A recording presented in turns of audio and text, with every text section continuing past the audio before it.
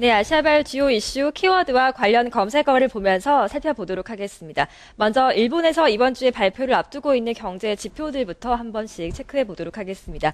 첫 번째 키워드가 바로 일본 3분기 GDP입니다. 오늘 발표를 앞두고 있는데요. 이 같은 성장률을 포함해서 이번 주에 주요 경제 지표가 대거 발표됩니다. 오늘은 일본의 3분기 실질 GDP가 발표되는데요. 전기 대비로는 마이너스 0.8% 기록 예상되고요. 지난해 같은 기간보다는 3% 이상 하락할 것으로 전망이 되고 있습니다. 이유는 수출과 민간 소비, 설비 투자가 모두 감소했기 때문에 경제 활동이 전반적으로 크게 위축됐다는 분석이 나오고 있기 때문입니다.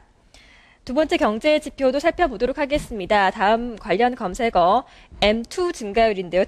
말 그대로 총 통화율의 증가율입니다. 11일에 발표를 앞두고 있습니다. 총 통화 증가율이 발표되는데요. 전년 대비로는 2.3% 성장이 예상되고요. 12일에 발표되는 수요일 10월 기계 수준은 9월보다 0.2% 상승할 것으로 예상됩니다.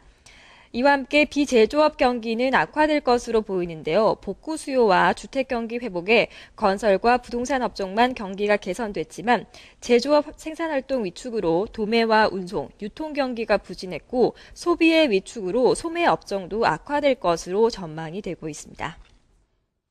다음 경제지표 관련 검색어를 보면서 살펴보겠습니다. 12월 단칸지수가 발표를 앞두고 있습니다.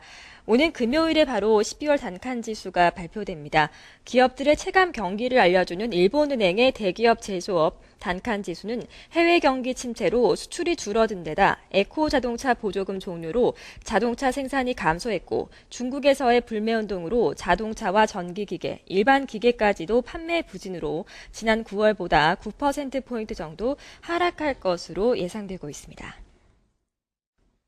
지난 주말에 발표됐던 중국 쪽에서의 경제 지표 아주 좋았습니다. 한 가지씩 살펴보도록 하겠습니다. 다음 키워드는 중국의 경제 지표 호조입니다. 11월 소비자 물가 지수와 함께 산업 생산 지수가 발표됐는데요. 모두 긍정적이었던 것으로 나타났습니다. 11월 CPI 지수부터 확인해 보도록 하겠습니다. 관련 검색어 11월 소비자 물가 지수입니다. 중국 국가통계국은 11월 중국 CPI가 지난해 같은 기간보다 2% 올랐다고 밝혔습니다. 이는 지난 10월의 1.7%에 비해 0.3%포인트 높은 수준입니다. 중국의 CPI 상승률이 2%대를 기록한 것은 지난 8월 이후 3개월여 만입니다. 전문가들은 추운 날씨로 공급이 줄어들면서 채소 가격이 11% 급등하는 등 식품 가격이 전반적으로 인상됐기 때문으로 분석했습니다. 다음 관련 검색어 살펴보도록 하겠습니다. 11월 산업생산지수입니다. 이와 함께 중국 국가통계국은 11월 산업생산이 지난해 같은 기간보다 10.1% 증가했다고 발표했습니다. 이는 시장의 전망치와 지난 10월보다도 모두 높은 수준입니다.